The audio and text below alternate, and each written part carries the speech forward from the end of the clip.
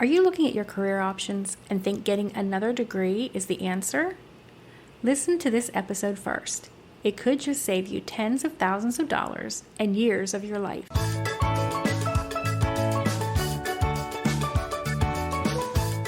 Welcome to the Stay at Home Nurse Podcast.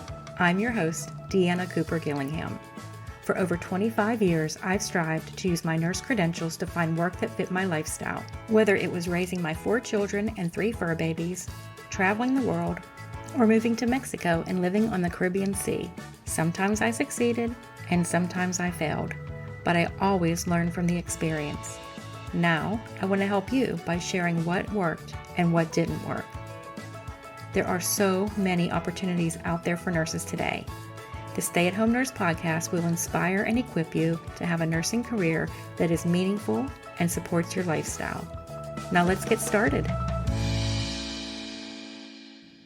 Hello and welcome to this week's episode of the Stay at Home Nurse Podcast. This week we're going to look at things that you can do instead of getting another degree. These are things that can make you more marketable, earn you more money, and give you better work-life balance. We all get to that point in our career where we wonder what's next. Are we going to stay a floor nurse forever? Are we going to move up the career ladder? I remember looking up the career ladder and I didn't like what I saw. As a floor nurse, my options were charge nurse or manager if I wanted to move up. The charge nurse had more responsibility and a whopping 30 cents more an hour. She was still expected to handle a patient load and be in charge. And if someone called out for the next shift, she was responsible to find a replacement or stay herself if she couldn't. No thanks. I looked at the managers. They were so stressed. The directors and upper management were asking more and more of their team, and their team was complaining that they were overworked. The managers were stuck in the middle. They were getting it from both ends. Again, no thanks. But I wasn't satisfied staying where I was either. So I started looking at, should I go back for my bachelor's? If you've listened before, you know that I have an associate degree. I've often thought about going back for my bachelor's, but every time that I looked into it, I just couldn't justify the cost, the time, and the effort that it would take. But that didn't stop me from growing and having a wonderful career. It didn't stop me from getting work-life balance. It didn't stop me from being happy with my career, being rewarded, and getting more money. Now, that being said, in today's climate, if I was working as a new nurse today, I probably would go back for my bachelor's just because things are really moving in that direction. And if I'm looking 20 years into the future, that's probably something that I would want to have. So I might be keeping that on the back burner, especially if I can get my employer to pay for it. But there's always strings attached. So just remember, even if your employer is paying for it, they're probably going to require you to continue working at their place of employment for X number of years. And that does not guarantee that you'll get a raise to reflect the new degree that you have. So you'll want to really research this very carefully.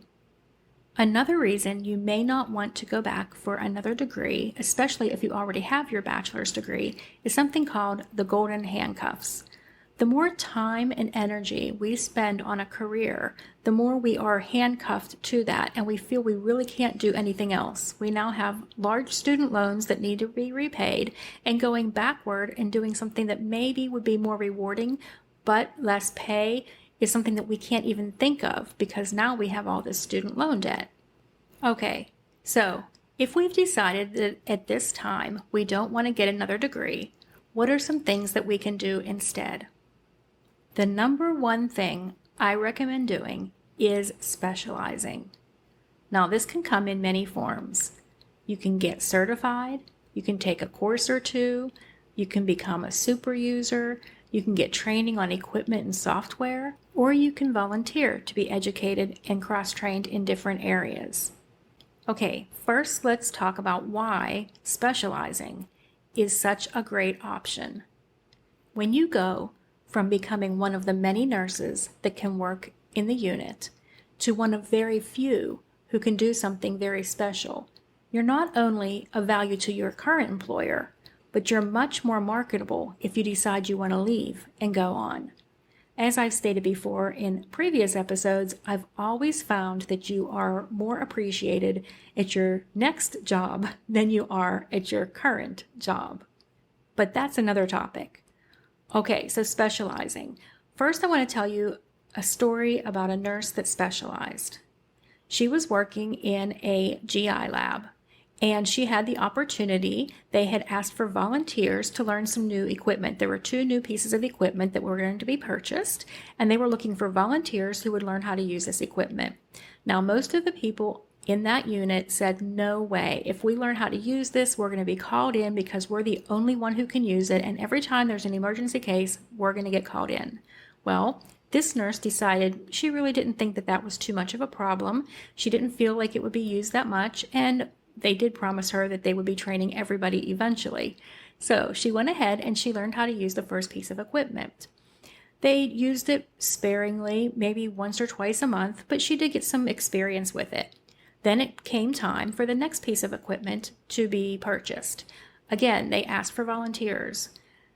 Everybody refused except for the one nurse, and she got trained on the second piece of equipment. The second piece of equipment actually was only used one time on their unit, but she got experience using it, and when she was moving to another state, she was able to put the experience she had using these 2 pieces of specialized equipment on her resume and was able to get top dollar when she started working for her new company, because they didn't ask how many times she used it. They just wanted to make sure she was familiar with it and actually had experience with it. So what did this cost the nurse? It took a weekend away where she learned how to use the equipment through a special training, and it also cost her $0. Yes, you heard me, $0. She was 100% reimbursed. She got to go away for a weekend and enjoy herself while she was learning how to use this new equipment. She got called in maybe once or twice in the year following that she was trained on this, which she really didn't mind because she got overtime. And again, she got a huge raise when she went to work for her next employer because she had used this. So virtually cost her nothing and was a great benefit for her. So that is one way to specialize. Get training on equipment or software. Now this example used equipment, but you can also do this with software. Most hospitals recently started using electronic medical records like Cerner and Epic. Now, I know this was a big upset for many hospitals. It was really hard to learn, and I think there was a lot of resistance from what I hear. But again, learning to be a super user for these, that puts you in a very small pool. And I personally know nurses that became super users of equipment and then were hired by the company to go out and train other hospitals on how to use that equipment. Now, if this isn't your thing or you don't have this opportunity, another opportunity to specialize is to get certified. Getting certified puts you in a very unique category because you are proving that you have reached a level of competency that would be considered expert. You're no longer just an average nurse. You're now a certified nurse. And just for the record, I don't think any nurse is an average nurse. But I know a lot of times our employers think that any nurse is interchangeable with any other nurse. But when you're certified in critical care or labor and delivery, you're showing that you're an expert in this particular area. Now, usually to get certified, you have to be working in that area for a certain amount of time before you're even eligible to become certified. But if you are eligible, I highly recommend that you do this, especially if you want to stay in this area of work. Now, even if you don't want to stay in this area and you plan on moving to a different specialty, having that certification can still help you. Twice I received certifications and then left the employer and was not able to continue my certification because I was no longer working in that area. For example, I became certified in oncology. Then I left and I worked in ICU. Well, to reinstate my certification, to keep my certification and to renew it, I had to have so many hours of oncology in the last so many years. I didn't meet that criteria, so I had to let my oncology certification go. But when I was going to get my new job as a labor and delivery nurse, they were impressed by the fact that I had been certified in oncology. And they said if I could get certified in oncology, then they felt that I could learn labor and delivery and get certified in that also. So even if you can't get certified in the area that you want to move into because you don't have the time in that area, get certified where you are. It's not quite the same, but it's still better than nothing. Okay, if you do decide that you want to move into a new area of expertise, a new specialty that you don't already have experience in, and certification is not an option for you, take a course or two. I actually did this right out of college. When I first graduated with my associate's degree, it was very hard to get a job. So instead of doing nothing, I decided to go back. They were having continuing education classes, actually. One was an EKG interpretation class, an advanced EKG interpretation, and the other one was an ICU course. So I went ahead and I took both of those. And again, that helped me to get my foot in the door. The job I got was not ICU.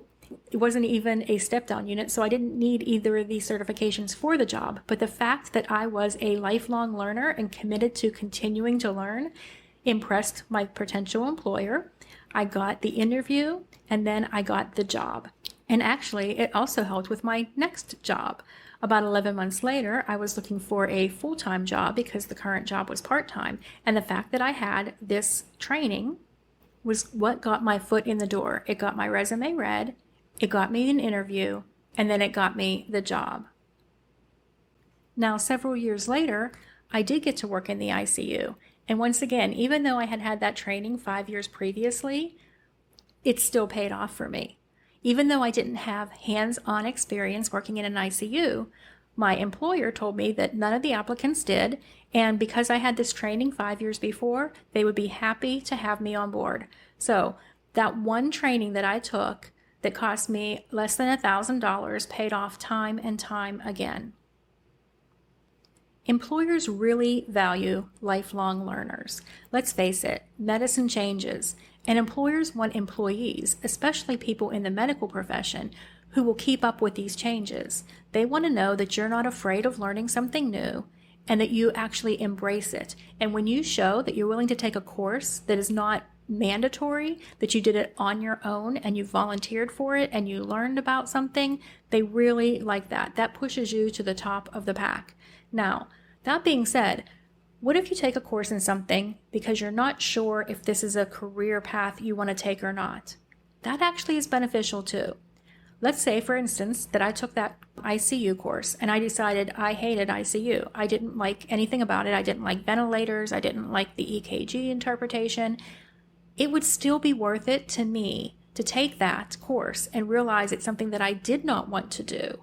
Because now I'm not wasting my time and energy and actually getting a job and hating the job and realizing that while I'm working that I don't like it. Instead, I know to cross that off and not even have it on my list anymore without actually having to go through the pain and anguish of working at a job that I didn't like and then trying to find something new, especially when you're not flourishing in that job. And that boss may not be able to give you a good recommendation because you're not flourishing in it, because it's just something that you don't get. So taking a course is a great way to find out, would you even like that area of specialty?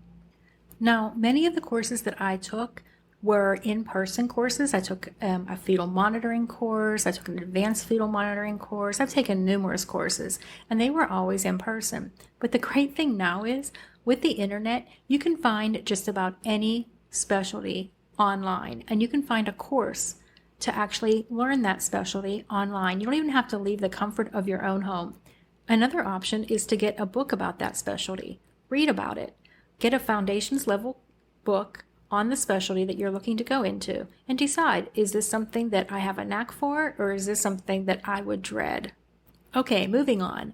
Another thing you can do is to volunteer. I've actually done this also. So it was great because it was a public health type of experience, which normally you need a bachelor's degree to work in public health. But because I did this volunteer through a church, I was able to put this experience on my resume and show that even though I didn't have the education, I did have the experience.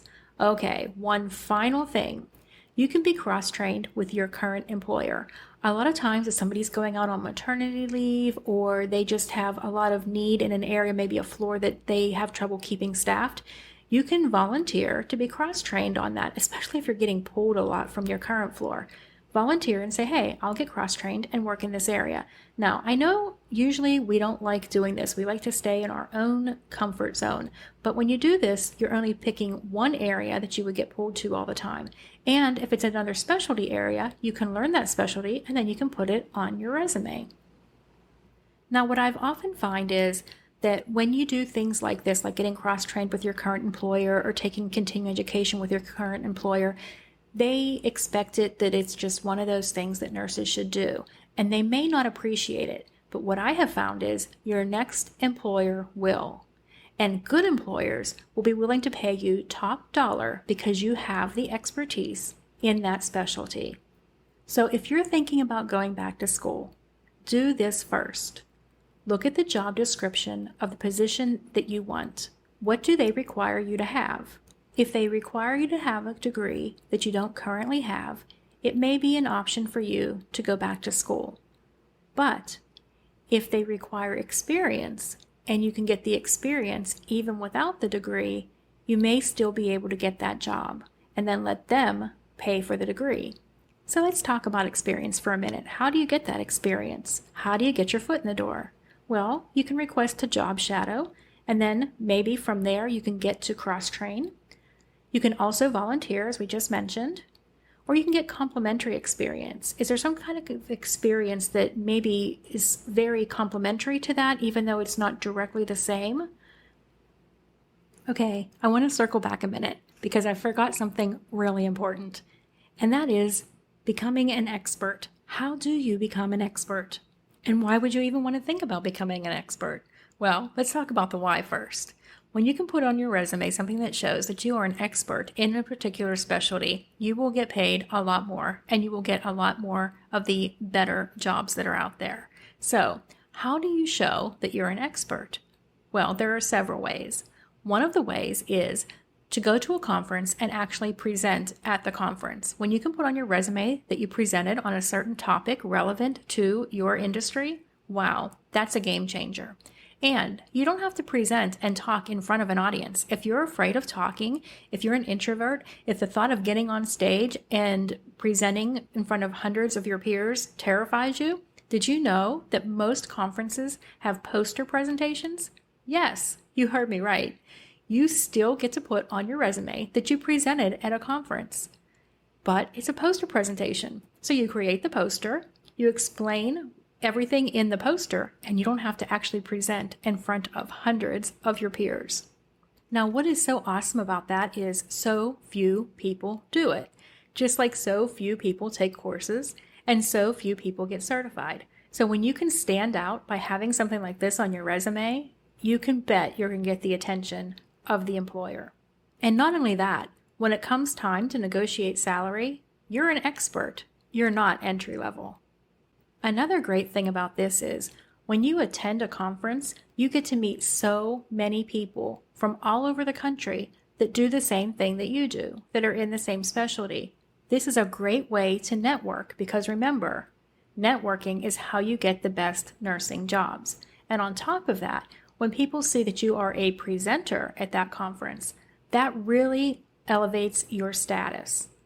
Other people will see you as an expert at that conference, and when they need to hire somebody with a certain set of experience and expertise, they're going to think of you. Okay, we've covered a lot in this episode. I want to leave you with one final story.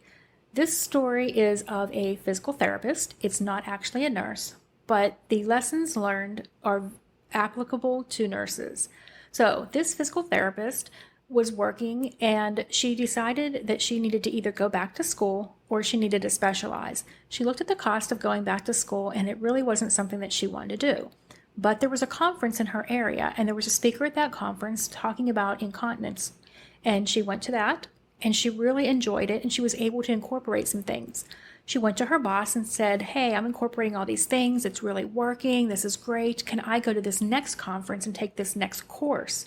that will really help me to do better with this? And they said, of course. So they let her go to this next conference, which they paid for. And then there was a course that was attached to that conference, which she was able to attend, which they paid for also. She kept doing this for a couple years, and now she is considered an expert in that field.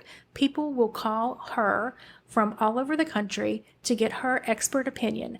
She is also now teaching some of those classes. She's teaching her coworkers, she's teaching her peers, and she's had several job offers to leave where she's at currently and go somewhere else. Now, she loves where she's at, so she hasn't decided to do that, but the possibilities are endless because she specialized, and it did not require tens of thousands of dollars.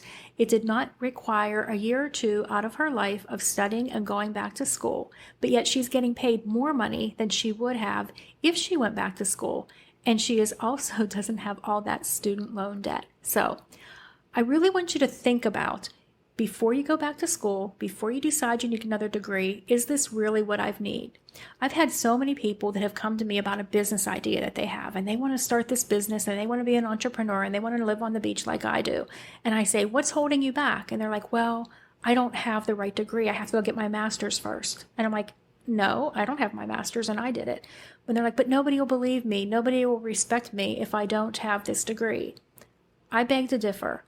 I was able to create a successful business with my associate degree. I do just-in-time learning. I learn what I need to know when I need to know it. I wrote books on specialties that are now considered the best in the industry because I spent the time to research it and do it, and I used my just-in-time learning, and then I shared what I learned with others. So, yes, if you want to go to be a certified registered nurse anesthetist, you will need to go back to school. If you want to be a nurse practitioner, you will need to go back to school. But if you want to continue to be a bedside nurse, really think about, is getting another degree in your best interest, which it may be, or is there something else that you can do to test the waters before you even go back for that degree and make sure that this is an area that you want to continue in? Okay, we have covered a lot in this episode. It went a little longer than I was planning, but I think it's such important information. A lot of times, we don't want to spend $100 or $500 or $1,000 on a course or a certification, but we're willing to spend $10,000 to $20,000 on a degree.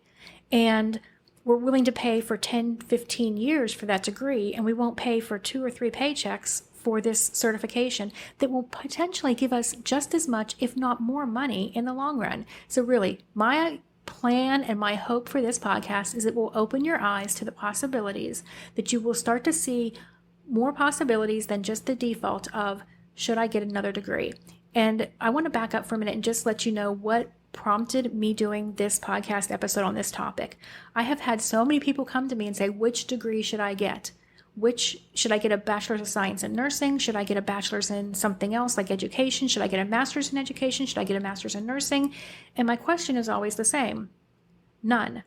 Why? Because you're not telling me what you want to do. If you say, I want to teach at a university, which of these should I get?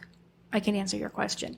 But when you just want to get a degree for the case of getting a degree, then you really shouldn't get the degree. If you don't have a purpose behind it, I want to work here, I want to do this, what is that degree going to teach you and enable you to do? And if you don't have a good answer for that, it's not just because you want to get off a night shift, because that degree is not going to get you off a night shift. Okay, I'm sorry, I'm rambling now, but you get the picture. I'm very passionate about this. I had the roadblock in my head that I thought I couldn't do certain things because I only had an associate degree. And I have come to learn that that is not true. I've done amazing things with only my associate degree because I continue to learn and I continue to teach others what I learn. Okay, that's a wrap for this week's episode. I hope that it will at least open your mind to the possibilities that are out there, and I hope that you will share it with somebody else who needs to hear this podcast. Also, I would absolutely love it if you would consider leaving a review. Reviews are so important to this podcast. They help others to know why you like it. So let others know why you like this, why they might be interested in it, and leave us a review. I would really appreciate it. Again, if you have a question for me or a topic you'd like me to cover, please send that to hello@thestayathomenurse.com. I love reading your emails. And don't forget, one last thing, we also have a Facebook group, the Stay at Home Nurse Podcast. I would love for you to join us there. Okay, that's it for this week's episode. I look forward to speaking with you again next week. Adios from beautiful Puerto Aventuras, Mexico.